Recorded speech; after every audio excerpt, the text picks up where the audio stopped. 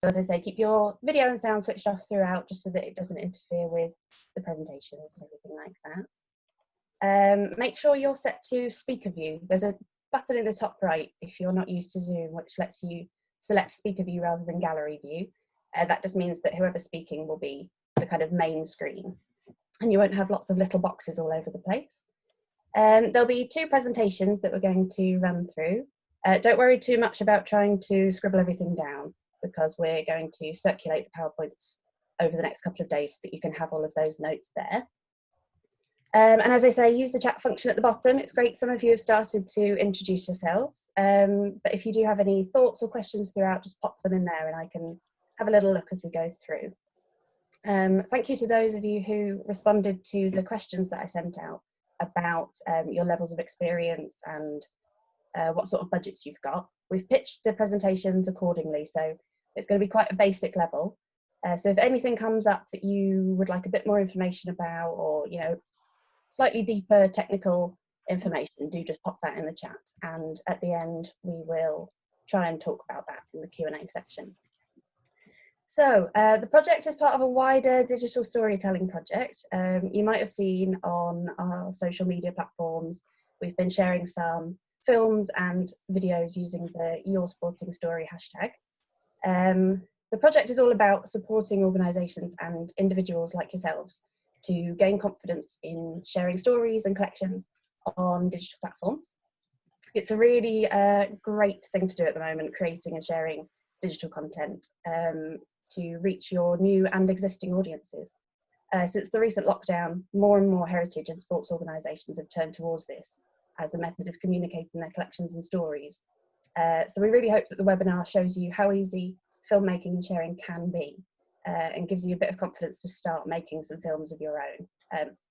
We'll talk about this as we go through. So to introduce the team, I'm Kate Turner. I'm coordinating this project with Belinda, Scarlett. I'm a heritage consultant. I work on projects from research and exhibition development to digital resource development and evaluation. I'll be acting as a kind of host for this session. I'll field all the questions and lead the Q&A at the end.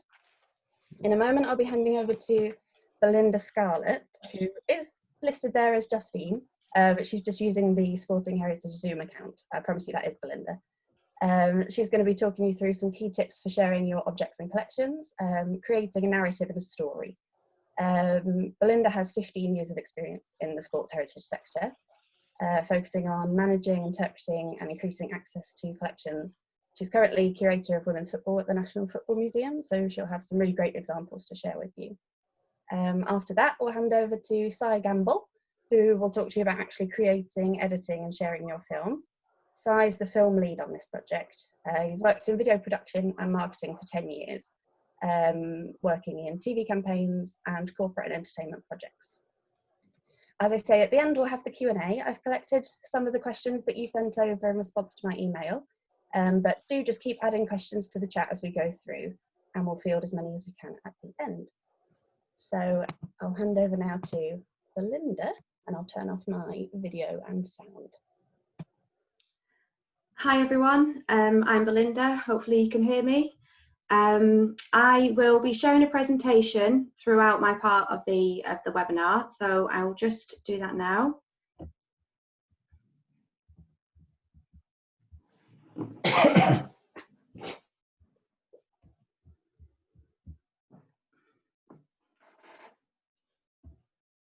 There we go. So my part of the presentation will focus on storytelling and interpretation. I'm coming at this project from a curatorial perspective rather than a marketing one. So I really want to try and explain to you and make the case that it's great for curators or the owners of sporting collections and the people with the expertise in sporting collections to get involved in digital content. And to really drive how digital content is made. I think it's good for you, it's good for your organisation, and it's good for your collection as well. So Kate has already gone through quite a lot about what the project is. It's funded by Art Fund UK, and obviously it's in response to the COVID-19 pandemic, but I think generally there is a shift towards remote working and engagement that sporting heritage collections can really be a big part of. We aim to upskill the sports heritage community, and the real aim of this project is to create a short bank of films that we will be able to share via the Sporting Heritage CIC platforms using the hashtag #YourSportingStory, but that hopefully you will also be able to share on your platforms as well. So this section will quickly look at why we think digital engagement and video is important, how to get started and find your audience, and then the main bulk of it will be about digital storytelling with some examples from my work at the National Football Museum, and then finally what to do next and how to become part of this project. So why get involved in digital content from a curator's perspective? I think digital content is an opportunity to engage with new, younger and often more diverse audiences who don't or can't access your physical archive or museum. And for me, it really helps to grow an audience that's interested in your collection and the stories that it holds. And using collections as the focus point of digital content for me is really key. It leads to deeper and longer term engagement, and hopefully based on interest in your collection, people can engage in the work that you do and hopefully also eventually visit your museum. A lot of grant funding needs a digital output. And I think digital engagement or testing digital engagement can really help you make a case for a larger interpretation project. So if you have an idea for a piece of work that you want to do, testing it digitally can often be what you can use in a grant funding application to show that there's an interest in that subject. And more generally, obviously, digital content increases people's awareness of your collection, your expertise, amongst the public, but also obviously amongst the heritage and sports sectors. So I'm just going to stop briefly to try and admit somebody. I'm not sure if I can do that now. So again, why get involved in digital? For me, digital is not just the responsibility of the marketing team. I really think it's an opportunity for curators and the owners of sports collections to really drive the direction of online content and tell the stories that you want to tell about your collection. It can really help them make a case to other departments that a particular subject or a theme is of interest to people. Obviously, adding new stories or objects to displays can be slow and expensive. And this is a really good way of testing content and responding to it. You can use digital content to quickly make links between your collection and contemporary events as well, helping your organisation to stay relevant. So why focus on video over other types of digital content? Firstly, audiences like video. There are a lot of people who will use platforms like YouTube to access content, particularly younger people. It's really immediate and it's entertaining. It grabs people's attention quickly, but at the same time, it also leads to deeper engagement than perhaps other ways of presenting heritage stories online, such as digitising collections, virtual tours and blogging. They can be more difficult and time consuming to get off the ground than video. It's relatively simple, and hopefully Sai will be able to explain that you don't necessarily need to buy any new equipment to get started. So how to get started? Find your audience first of all. Try and remove the fear. Storytelling is something that we do every day in our museums and in our lives. First of all, think about who your audience might be. Who do you want to watch your videos and engage in the work that you do? Is it existing audiences or is it new audiences who might not even know that you have a collection or what your collection holds? Or are you trying to make or influence people within the sector? It's important to identify who you want to speak to when creating content and use the right materials, narrative and tone of voice to engage them. And don't worry, I think developing an audience takes time and you might be surprised with who engages with your content. So as an example of all of these points really, we at the National Football Museum really wanted to develop our audience for women's football, and we have used lockdown really as a way of testing some of the content that we put out there about women's football just to see if the audience exists. And it's been really successful. It's helped me to make a case to our marketing team in particular that if you put this type of women's football content online, people engage with it. and we've had some great success. It's actually outperformed some of our other digital content during lockdown. This isn't a marketing plan, but this are some sort of top tips about what you need to think about before you start, particularly if you've never done this sort of thing before. So decide which social media platforms you want to use and share your content through. So initially, this might just be Sport and Heritage CIC, or you might do it through existing platforms that you or your marketing team, if you have one, control. If you've never used social media before, register your social media names and try and keep these consistent. Try and have a plan about how many times you want to post. Try and keep this consistent as well and relatively frequent. You might have very small capacity within your team, and if it's realistic for you to do this once a week, once every 2 weeks, then as long as you stick to that and have a plan, I think that works really well. And again, think about your initial audience. You probably already have this identified, but who do you have in your existing network who can help get this off the ground? Encourage them to subscribe, like, comment, and share your content. So selecting an object or selecting a story, you've got your audience, you've got your initial plan. I think there are a few basic questions that you can ask of an object. And if you can answer these questions about your object, you've really got enough content there to produce a short video. And it can be relatively simple to start off with. So at the moment, obviously, it might be that you only have a handful of objects that are accessible to you if you can't get to your archive. But try and choose one that you think will connect with your target audience. Try and choose an object that's visually appealing. Will it look good on camera? Can people tell what it is? Try at home holding it in different ways and from different angles, in different lights, and just see what it looks like. And does it have detail that you can focus on?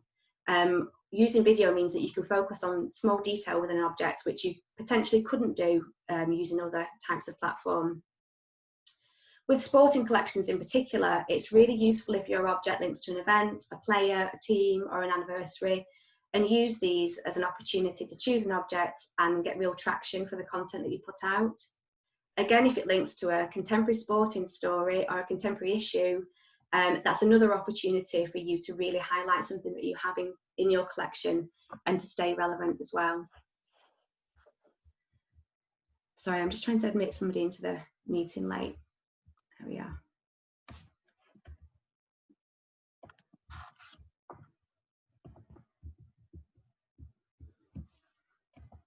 Okay, so here we have an example of an object that I actually do have at home from the National Football Museum's collection, and it's a medal that was awarded to women playing in an unofficial Women's World Cup in 1971. And I think this object is a good example of how all those basic questions can be asked of the object to create a really interesting and relatively easy short video. So we know what it is. It's interesting to look at. It has quite a lot of detail on it. So using a video to focus on that detail would be really useful. It links to a particular event that we know the date of. We know when it took place, who took part in it, and what happened. So we can use all of those as basic storytelling techniques. Just talking about those things will give you maybe a 30 to 1 minute video that will hopefully engage people with something that they've never seen before. But once you've got past those initial questions, you can really start to think about developing your story. So can you feature new acquisitions in your videos? Can these objects say something about your new approach to collecting? So for example, we're trying to reach a 50% representation of women's football objects at the National Football Museum in our collecting. So a lot of our new acquisitions are about women's football, and we could feature quite a lot of these in a video and really try and engage a new audience with those. How do you want your audience to feel? Do you want them to be emotionally engaged? And can you tell personal stories? For example, could I potentially get in touch with one of the women that played in that tournament and get her to tell her personal stories to really deepen engagement? Can an object tell us about the wider context in which it was made and how society perceived or valued a sport or sports person? I'd assume that some people don't know that there were international tournaments of that size and scale happening for women's football in 1971. So again, this object can really challenge narratives, and it's your opportunity to do that by making digital content about it. And again, I've mentioned this earlier, but the test content, test approaches, take a risk on an object. If it doesn't work, nobody engages with it, then you can move on and try something else. And you must also try and include a call to action at the end of your video. What do you want people to do as a result of watching your video? Do you want them to subscribe to your channel? Do you want them to visit? Do you want to direct them to other parts of your digital content? So once you've got used to using one object potentially in a video, I think it's a good opportunity to really think about and plan themes and a longer term digital project. For me, I think online storytelling works best when you use objects or stories that are less well known. I think if people feel like they're learning or being given access to something that they haven't seen before, this is really key to getting them to keep coming back and see more of what you've got. So I would recommend using a theme to plan. So can you have a series of objects that all relate to a theme that you can produce a series of videos about? So this will help you if you have a bank of say 5, 10, 15 videos that you can release on a regular basis. And hopefully people will really start to learn from your collection that way. And another great tip is to use other voices and perspectives. So if you use your platform to give people a space to talk about their experiences, it really demonstrates what type of organisation you are or where you want to go. So for example, we could use women who played in this tournament, or another example at the Football Museum is we had created a digital version of our current temporary exhibition, Strip, which looks at the design of football kits. And we've used lockdown as a way of actually interviewing female players about their first football kit, and we've done a whole series of Zoom interviews which are now available on our exhibition website, and they've been really, really popular. And giving people access to other voices and perspectives about the National Football Museum's themes and collections has really worked. So again, this is more sort of from a marketing perspective, how to expand your audience. Keep posting frequently, don't lose momentum, try and measure what viewers respond to, encourage, react and respond to comments, look for collaborations with established channels or for other people as well, and really use your extended network.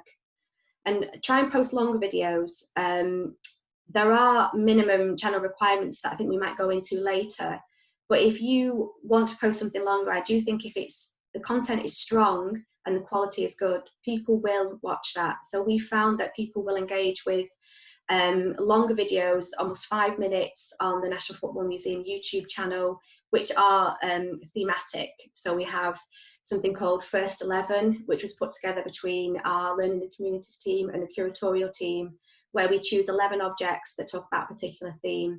And our women's football First 11 was the highest performing of all of those videos. So finally, what to do next? Try and set yourself a challenge and a target. So if you've never produced a video before, and as a result of this webinar and this project, you can create your first video and share it as part of the Sport and Heritage Storytelling Project. Use the hashtag #YourSportingStory. Set yourself a target for how many new followers you want as a result of your digital content on your chosen platform, say by September. And keep in touch with us, follow us, and even consider joining Sporting Heritage CIC. You can keep in touch with me and Kate. So if you are right at the beginning of your digital journey and you want some support to create your first video, then please get in touch with me and Kate. We'd love to try and help, and then we can share your video as part of this project. So Kate and my contact details are there. We'll be sharing this presentation as well at the end of the webinar. And if you do have any specific questions that we don't get to answer today, we have a Twitter hour on Monday between 7 and 8. So that's Monday, 10th of August, between 7 PM and 8 PM.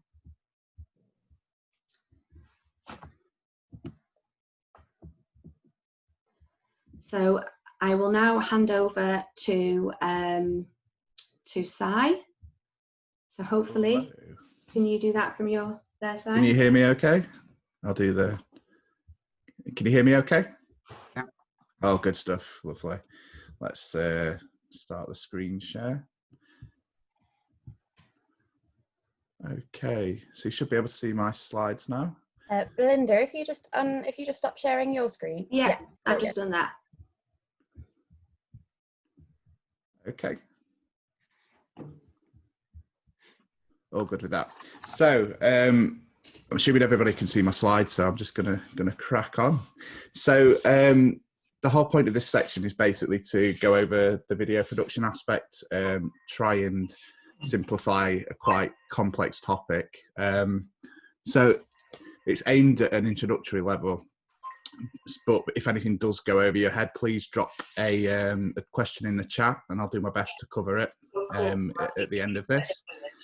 Again, I've come up with a few rules as well throughout this just to try and make recording a little bit easier. So if any of that does go over your head, please do, again, drop a message in the chat and we'll try and cover it later.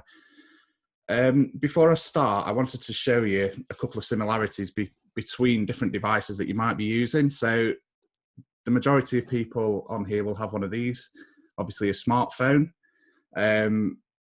The similarities between this and other cameras are as follows. So we've obviously got the lens section here. Within that, we'll have a sensor, which basically processes the light, and then a lot of software gimmickry and technology and things that goes off within that to obviously make sure that you get a picture at the end of it. Again, we'll move on to DSLRs, which again, some of you might be familiar with this. So again, we have a lens section of a DSLR, similar to the lens section on a smartphone, except a much bigger, obviously clearer picture from that. If I just snap the lens off, I can then show you within that section there is the actual camera sensor as well. So this is what processes the image and gets you a picture at the end of it. And then we'll move on to something that looks a little bit more professional. Again, this is nothing to be scared of. So this is my typical video camera, which again, this is sort of high budget stuff.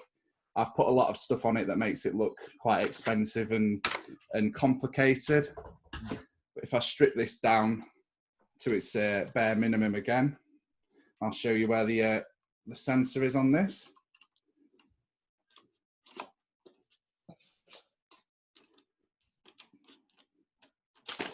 Give me 2 seconds. Here we go. So again, we have the lens section of the camera and a sensor section within here, which obviously again processes the image, processes the light, and gives you a picture at the end. So the way that cameras work, they're all pretty similar.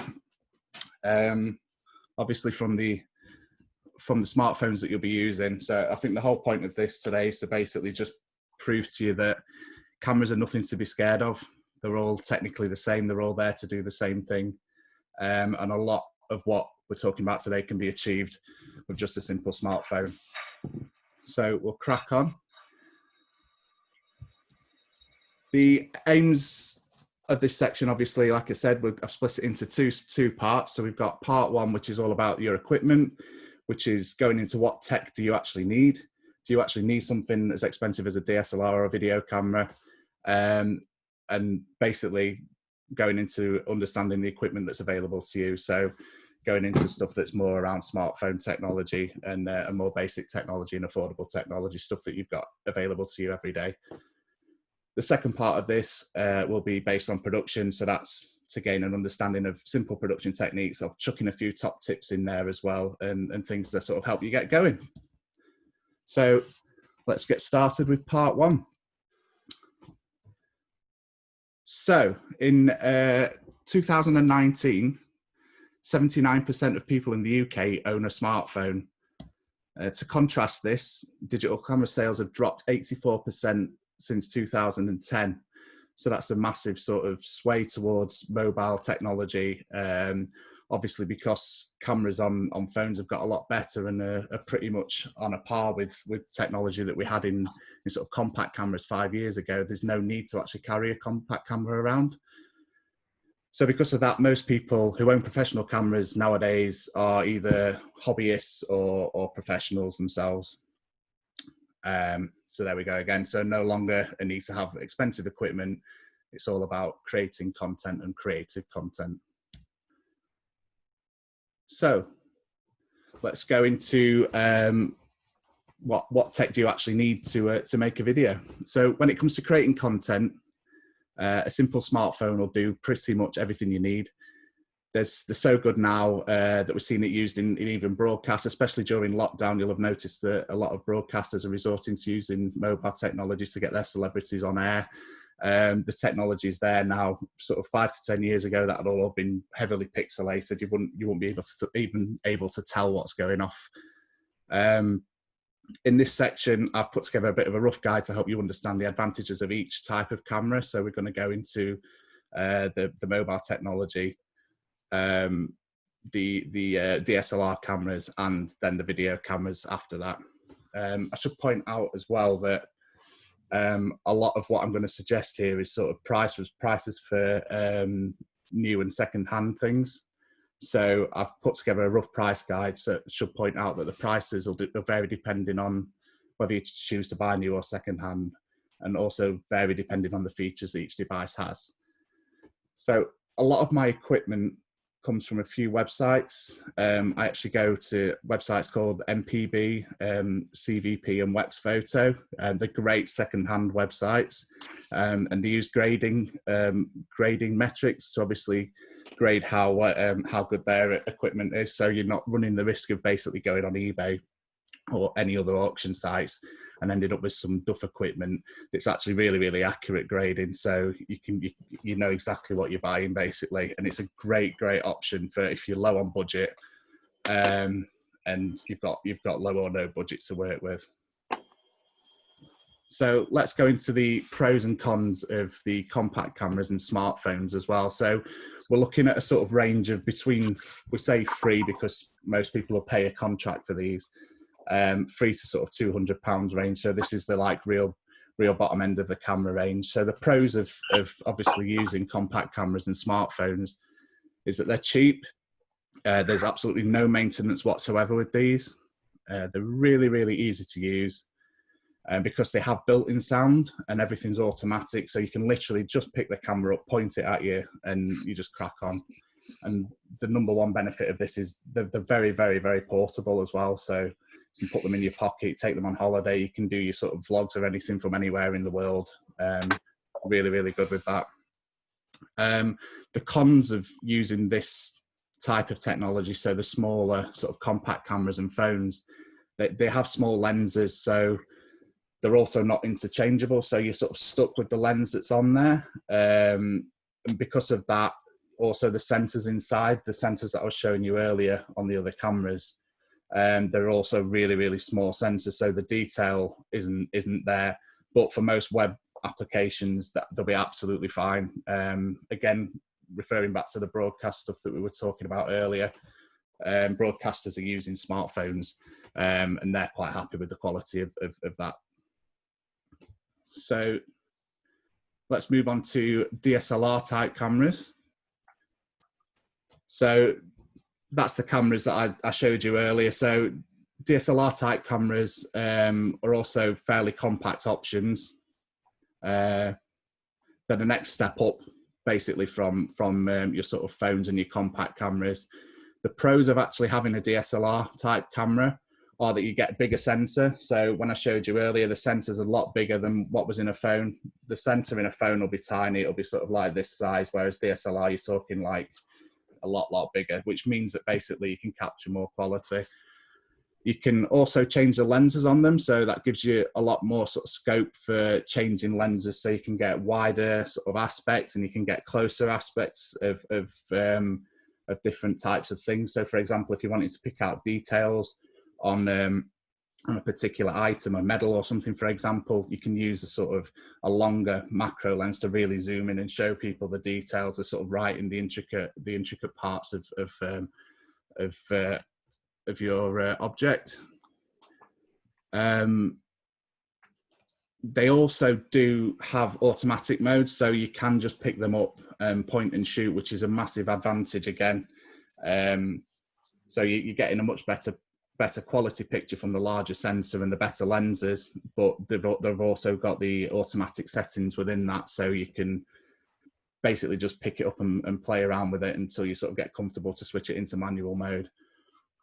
The cons of obviously DSLR type cameras are the price of them. They're a lot more expensive. They're sort of talking about the sort of £200 to £1,000 mark. If you go onto second-hand websites like MPB or something like that, you'll be able to get something really good in that range.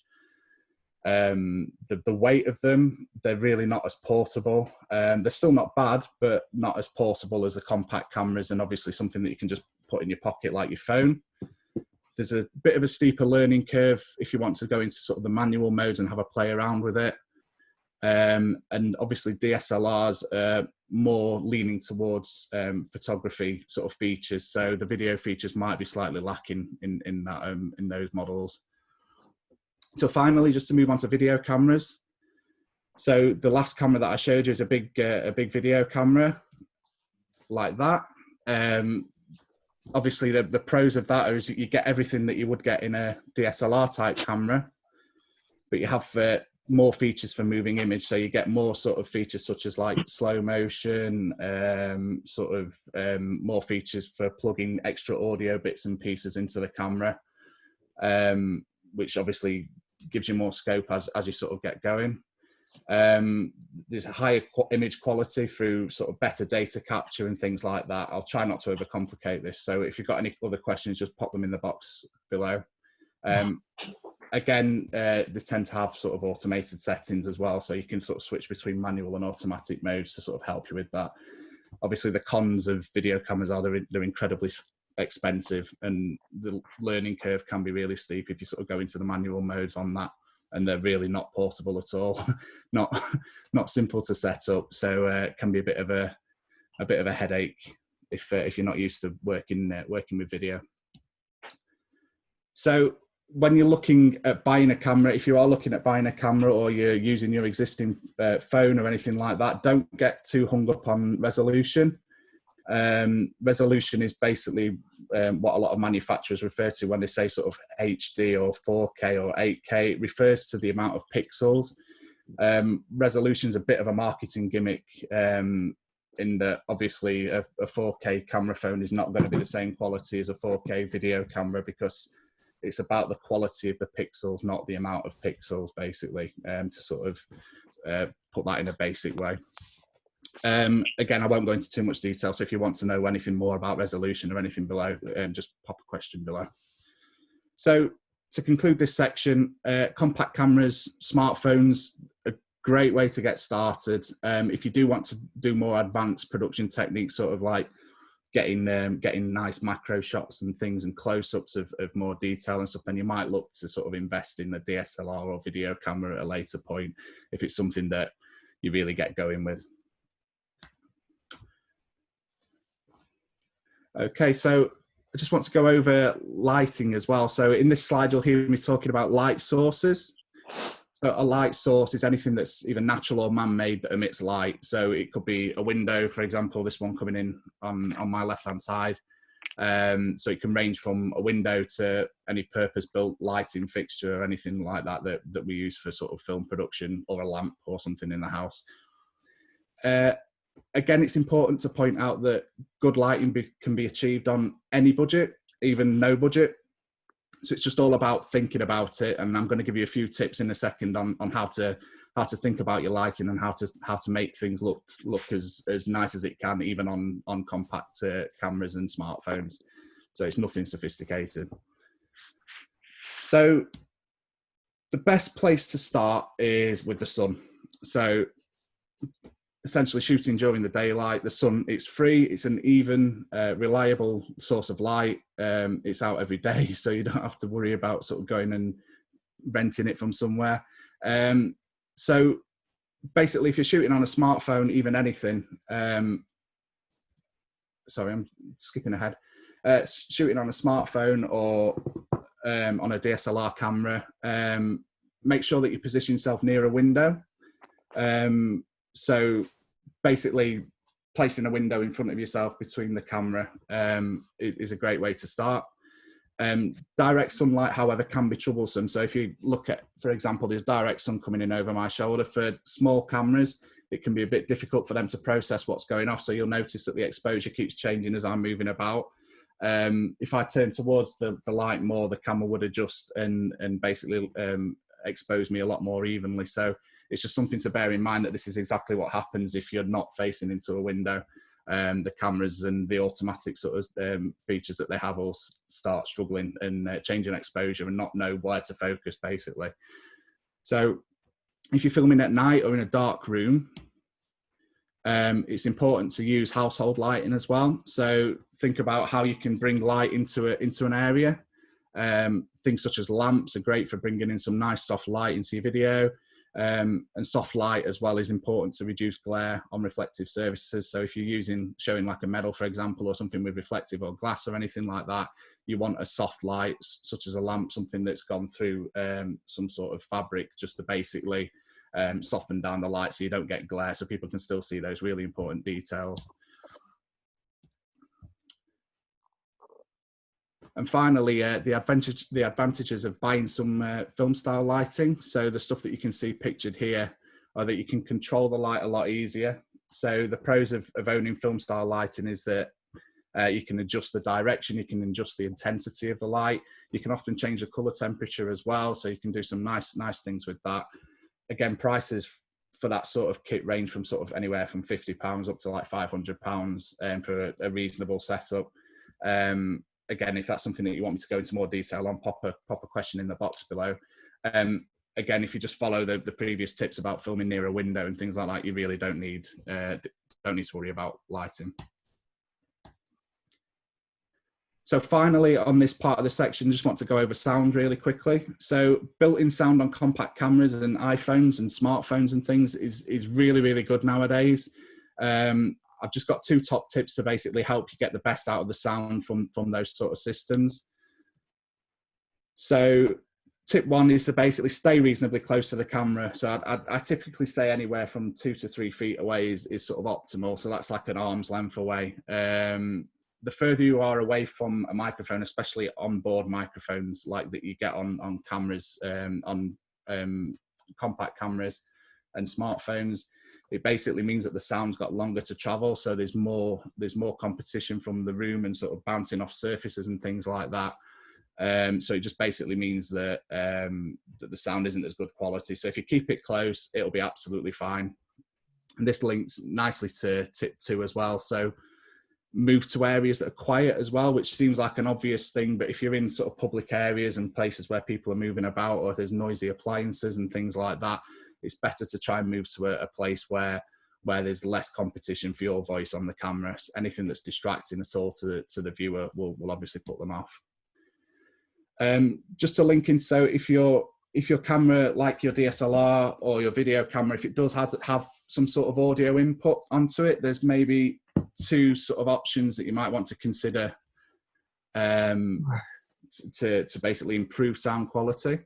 One of them is a lav microphone. So these are like the ones that you see at the top of this slide. They clip on usually and they point straight at the person. And the second one is a shotgun microphone, which is the one that's pictured in the bottom right. So again, this is a microphone that's shaped a bit like a sort of long sausage. In fact, I've got one here. And basically, again, anything hitting the end of this microphone is basically going to get recorded. Anything that's beyond the end of the microphone will get emitted. So they're really good for using in noisy environments, for example. So we'll just move on to part 2, which is based on production. So this is more around how we get the best out of the areas that we're filming with, a few top tips as well on how to get the best out of your production. So first of all, we want to start with assessing the film area. So when assessing an area for filming, I like to pose these top 3 questions basically. Is it quiet enough? Is the space bright enough? And is it in context, and does it send the right message? So I'm going to just go over these points really quickly individually. So starting with, is it quiet enough? So it's really important that your audience can hear you clearly. So remember to place a microphone close to you. Again, that 2 to 3 feet distance rule will really help. And pick an area that's away from noise. So again, this means avoid public spaces, avoid areas with noisy appliances, air conditioning, that sort of thing. It all sort of interferes. Another tip on this as well is to avoid holding the camera. So if you've got something, a smartphone or anything like that, try to sort of place it down, try not to hold it, because what happens is the microphone gets handling noise on it. So it's basically any sort of minute vibrations or anything on there, the microphone will pick that up. And finally, the most important tip of all as well is to speak clearly, speak slowly. You may be speaking to people where English isn't their first language, so that's a really, really important one.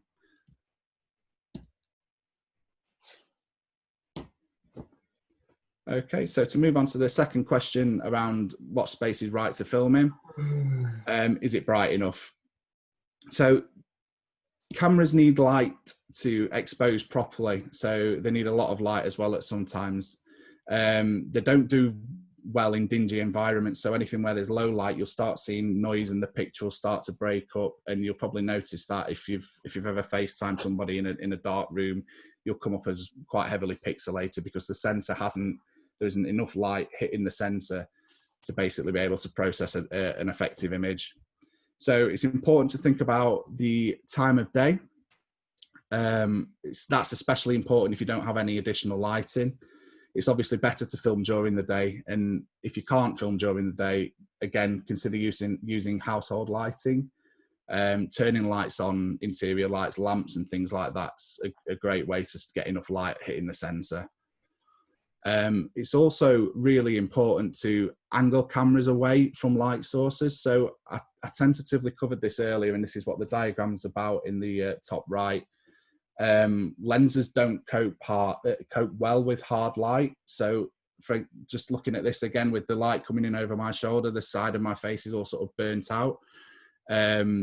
So you may notice this, or you may notice that the lens starts to flare if there's a light source coming into it, and flaring is where you get streaks of light and it's really distracting.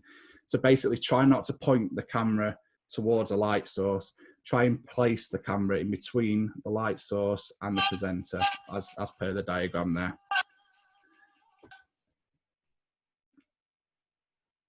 Okay. I'll move on to the next slide.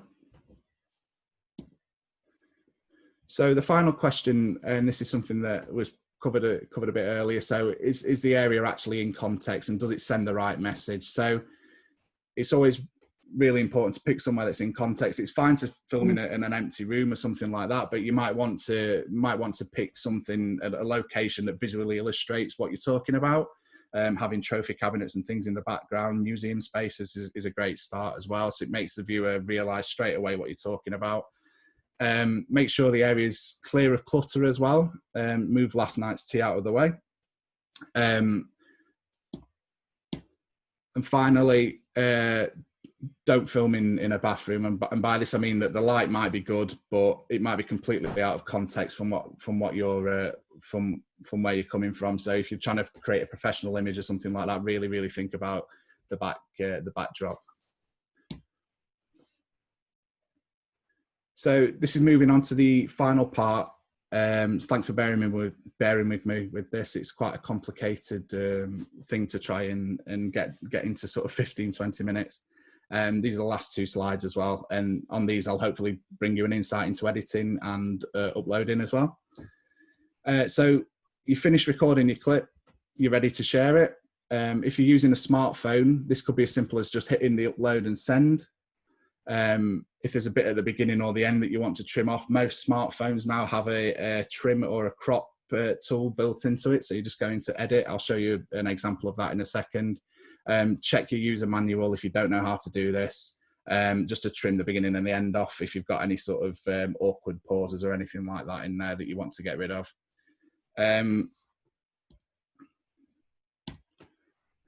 So another top tip is to avoid the temptation to use filters as well. For me, filters and these Instagram filters and things, it cheapens, it distracts from the message. It might make your skin look sort of nicer, but when you're focusing in on objects and things like that, it'll do funny things to sort of change the look of the object and might distract from what you're trying to say, basically. If you do need more editing or want to get a bit fruity with your production by adding logos, text, branding, etc., then you might want to opt for some sort of desktop or laptop software. If you want any pointers on what sort of software to use, I've got a few sort of free low-cost suggestions as well. Pop a question below and I'll be happy to answer that at the end. And finally, we've covered this earlier. A lot of people ask me about how long an edit should be as well. Again, to echo what Belinda said earlier, I'm a believer in it's as long as it needs to be. If you can get a story in over 60 seconds, I mean, the shorter the better for people with shorter attention spans. But if your story's engaging, if it's an interesting anecdote built in with that, if you've got multiple people talking about the same thing, then really don't be afraid to stretch it out. I often watch YouTube videos that are sort of 10, 15 minutes long if it's something that I'm personally interested in. So really don't be too worried about it. Just concentrate on quality and the content that you're creating. Audiences will listen to content that's creative and engaging. Having said that, to make your lives easier, it might be easier to start with shorter videos, 30, 60-second videos, just showing like 1 or 2 features. Remembering that obviously consistency is key. So creating more content is shorter content, more content is better. It's better to publish regularly than publish one clip every sort of month. So this is just showing you an example of the 2 types of edit software that you get. This one on the left is built-in sort of mobile phone software. So you can see here that you get a trim tool. This is relating back to if you need to crop anything from the sort of beginning or end of the video. You also get some sort of color controls in here. You get some basic text stuff as well that you can add sort of some text on there if you want to add your name or anything like that. Really, really simple tools, but really powerful if you've just recorded an absolutely perfect take of something. You just want to add a few bits of text. Just do that. Send it over and upload. The one on the right here is an example of something that's a little bit more complicated. So just show you some of the features on this. This is Premiere Pro by Adobe. So you get multiple layers of video. So if you've got multiple takes, you can add different layers and sort of cross dissolve and things like that over different tracks of video. You've got multiple layers of audio as well, so you can add sound effects and things like that. Again, this is stuff that's probably not needed at all. You get more control over the motion and where you're placing things in an image. You can add graphics and things. So it's basically just a lot more sort of advanced features than what you get on your simple sort of mobile phone editing software. So just to conclude my part of the presentation, I've just put together some really quick 5 top tips to help you get started with video. Number 1 is ultimately be brave. I know in today's times it's really difficult to sort of put yourself out there, but I think just do it. It's one of those things that you'll get better as you go along. Don't listen to too much criticism, but listen to feedback from your audience if they want to hear more of a certain part of a presentation. Concentrate on doing the best with what you have as well. So I keep going back to it. Smartphones are absolutely fine for doing this type of work. They're really, really high quality, really easy to use. Just get started with that. Just record a quick sort of self video talking about your topic. Remember the 3 questions that we posed earlier. So when assessing a room and if it's okay for filming, number 1, is it quiet enough? Is it bright enough? And number 3, is it in context with what you're talking about? Number 4, I've seen a lot of people fall foul of this as well, in that they get overexcited and go out and invest a load in equipment, buy really, really expensive cameras and lenses and things. I think it's more important to concentrate on the quality of the content. Invest in equipment as you gain momentum. If it becomes something that you're posting regularly, getting good feedback on the audiences are growing, do that. Basically just avoid the temptation to go all out from the off. You really, really don't need that equipment to start with. And finally, again, just to go over what Belinda said earlier, post little and often. So simplify your productions, make shorter clips that help keep your story going. And there's a slide there for some signposting if you want to screenshot that of the websites that I mentioned to get some secondhand gear and some editing software, sort of low cost and free options as well there. So that concludes my part of the presentation. Any questions? Pop them in the chat box and we'll do our best to answer them. I'll hand back over to Kate, I believe. Great, yes. So hopefully you've all got something out of those presentations. As I say, we will send out the PowerPoints to you in the next couple of days. So don't worry about trying to scribble all of this down now, or if you've missed anything, you will get it. If Si, you're happy to stop sharing your screen now, and if Belinda, you want to come back, we've got about 10 minutes to go through some of your questions. Hopefully a lot of the questions that you sent me in advance have been answered, or at least touched on. Things like somebody asked about using PowerPoint as a way to edit film. Hopefully you've seen some of Si's suggestions there, and hopefully you've seen that there are some more kind of comprehensive free programs that you can use. Also things like, should you have a thematic approach? Hopefully Belinda's presentation will have shown you the best ways to go about telling stories.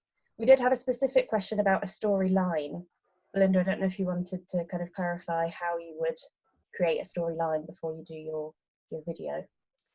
In terms of scripting something in advance, yeah, I mean, I would always script something before I started to record it.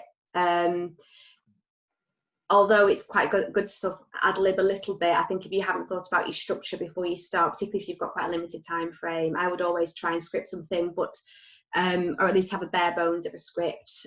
If it's an object you know really, really well, I think often you can just go with it.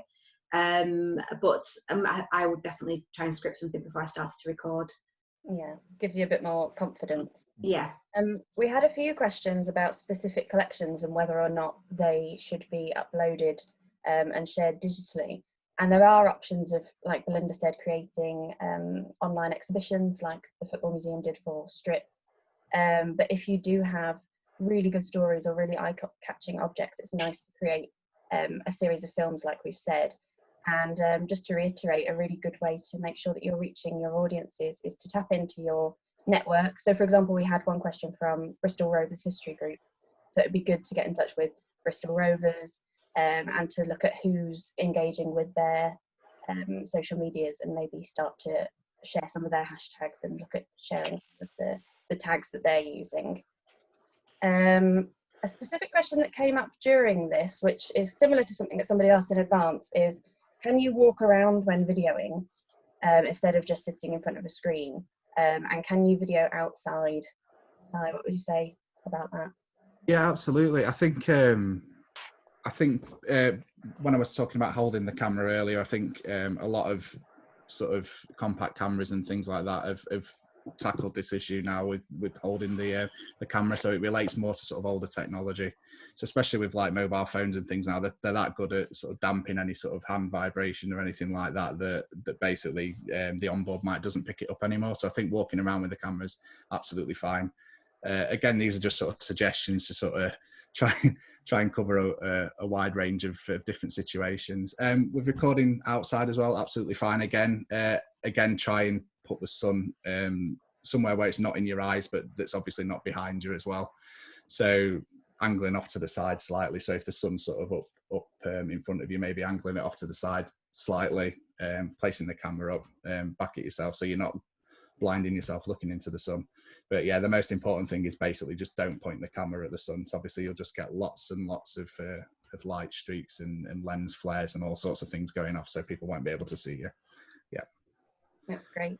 We had a question which was, how long should a video be? I know that both Belinda and Si touched on this and said it can be as long as you like, as long as it's engaging, but it might be better to create a series. One thing I would point out is if you want your video to be embedded on Twitter specifically, it needs to be no more than 2 minutes and 20 seconds. You can obviously create longer videos, upload them to YouTube and just pop the URL into your Twitter post. This means that people will be able to click through and go straight onto your YouTube.